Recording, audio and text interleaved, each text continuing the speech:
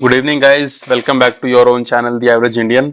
और आज का जो हमारा टॉपिक है वो काफी इन डिमांड टॉपिक है। तो आइए शुरू करते हैं। देखिए, आज के टॉपिक में हम बात करने वाले हैं आईबीपीएस पीओ की रिजर्व लिस्ट के बारे में। तो आप सबको ऑलरेडी पता होगा कि 15th को जो है वो आईबीपीएस पीओ की फर्स्ट रिजर्व लिस्ट आ चुकी है।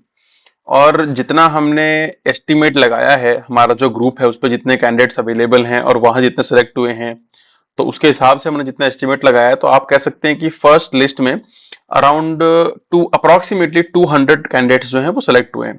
तो ऑब्वियसली जो मेजोरिटी ऑफ कैंडिडेट्स हैं वो सिलेक्ट नहीं हुए हैं। तो अब इससे ये एक चीज तो पक्का है कि और बाकी जो या तो एक सिर्फ एक और या और मल्टीपल रिजर्व लिस्ट जो है वो पक्का आएंगी। अब देखिए, आईबीपीएस ने ऑफिशियली तो यही कहा है, यहाँ पे जो है वो उन्होंने दिया है डेटा कि इतने कट ऑफ तक गई है लिस्ट। और फिर उन्होंने कहा है कि जो 14th ऑफ अगस्त है उससे पहले पहले ये लोग जिनको भी सिलेक्ट किया है रिजर्व लिस्ट से, उनका ऑफिशियल डेटा दे देंगे। तो हमें उसका वेट करना पड़ेगा, तभी हमें पता चलेगा कि एग्जैक्टली कितने कैंडिडेट सेलेक्ट हुए हैं। ठीक है। और यहाँ पे ये भी लिखा है आईबीपीएस ने कि in the event of some or any of the participating banks providing further vacancies during the year up to March 24, further provisional allotment from the reserve list may be carried out. तो देखिए, इसको तो आप एक positive तरीके में लीजिए कि जैसे ही बैंक दोबारा जो है रिक्वायरमेंट प्रोड्यूस करेंगे, आईबीपीएस कर देगा रिजर्व लिस्ट जारी। देखिए, आईबीपीएस जो है सिर्फ एक मीडियम है। जैसे ही बैंक आईबीपीएस को बोलते हैं कि आप हमें कैंडिडेट चाहिए, तो आईबीपीएस रिजर्व लिस्ट निकाल देता है। देखिए, अब यहाँ पे जो है मैं आपको दिखाता हूँ कि ये जो था फर्स्ट ऑफ को, ये कट ऑफ था टोटल 1 अप्रैल को वेरियस कैटेगरीज के लिए। ठीक है। तो और जो कल कट ऑफ आया है वो इतना गया है। तो आप देख सकते हैं कि मोटा मोटी मतलब जो है वो 0.1 भी नहीं गया ऑन एवरेज। मतलब डेसिमल्स में 0.0 समथिंग में गया है जो डिफरेंस है कल की रिजर्व लिस्ट में। देखिए यहाँ पे 0.09, 0.08, 0.09, 0.07 और 0.11। सबसे ज्यादा तो बल्कि यूआर में ही गया, एटलीस्ट 0.1 के ऊपर गया। और लोएस्ट जो लास्ट कट ऑफ है रिजर्व लिस्ट का वो ये है। ठीक है। तो इतना जो है, इतना हमारे पास और बचा है to cover the last candidate in each category. तो आप देख सकते हैं कि काफी जो है वो बचे हैं अभी यूआर में और एससी में, काफी जो है वो मतलब अभी डिस्टेंस है टू कवर एवरीवन।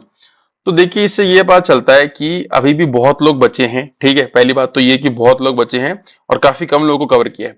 तो इसका एक रीजन ये मान सकते हैं हम कि देखिए, पिछली बार जो लास्ट ईयर जो रिजल्ट आया था रिजर्व लिस्ट का, वो आया था सितंबर 30 को, और उसमें पूरी रिजर्व लिस्ट साफ हो गई थी। मतलब उसमें कोई कैंडिडेट बचा ही नहीं था, सिर्फ एक कैंडिडेट बचा था जिसको दिसंबर में ले लिया था।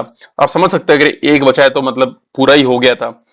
तो उसी हिसाब से हमने एस्टिमेट किया था। देखिए, हम आपको पता है हमारे ग्रुप पे आरटीआई वगैरह भी डालते रहते हैं, तो उसके हिसाब से हमने बेस किया था कि बैंक ऑफ महाराष्ट्र ने कहा था कि हम ले रहे हैं रिजर्व लिस्ट में, इंडेंट कर दिया है। तो देखिए, कल बैंक ऑफ महाराष्ट्र ने ले लिया, और बैंक ऑफ इंडिया ने भी लिया है, और सेंट्रल बैंक ऑफ इंडिया ने लिया है, और इंडियन ओवरसीज बैंक ने लिया है।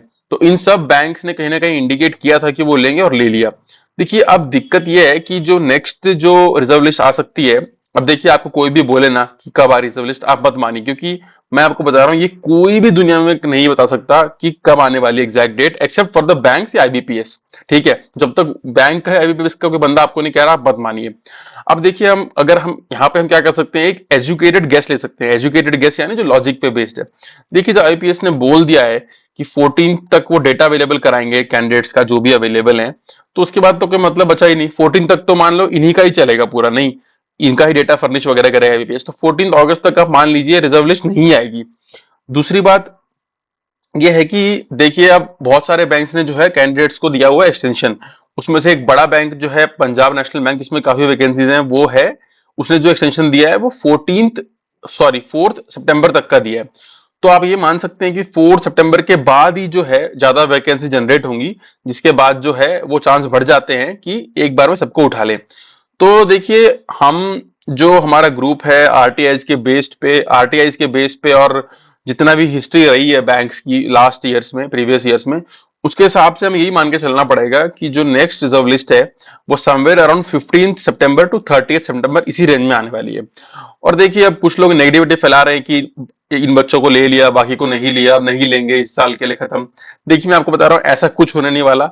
लास्ट ईयर भी आप देखें तो आईबीपीएस क्लर्क के लिए भी 3-3 रिजर्व लिस्ट आई थी, इसमें आखिरी में सबको ले लिया गया था, एंड तक 31 मार्च तक आई थी। और पीओ में तो आपको पता है एक ही लिस्ट में खत्म हो गया था, इसलिए थर्ड लिस्ट आई ही नहीं, सेकंड लिस्ट में एक बंदे को लिया था जो बचा था सिर्फ।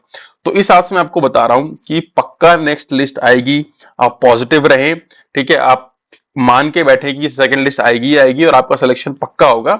बस ये है कि कब आएगी जो है वो टाइमिंग डिफर कर सकता है, क्योंकि आईबीपीएस ने जल्दी निकाल दिया इस बार जुलाई में फर्स्ट लिस्ट।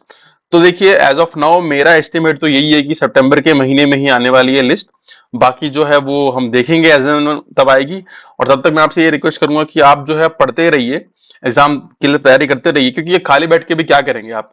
या तो आप ये कर लीजिए कि आप एटलीस्ट जेआईआईबी और सीएआईबी के लिए पढ़ सकते हैं, अगर जो आप बैंक ज्वाइन करने का आपको देने पड़ेंगे एग्जाम, या फिर आप एसबीआई पी हो या हायर जो है एग्जाम्स नाबार्ड वगैरह नेक्स्ट ईयर जो भी आपकी मतलब एम है उनके लिए पढ़ लीजिए। तो मैं तो आपसे यही कहना चाहता हूँ, और बाकी आप ओवरऑल पॉजिटिव भी रहिए, रिजर्व लिस्ट पक्का आएगी और आप सबका सिलेक्शन पक्का होगा।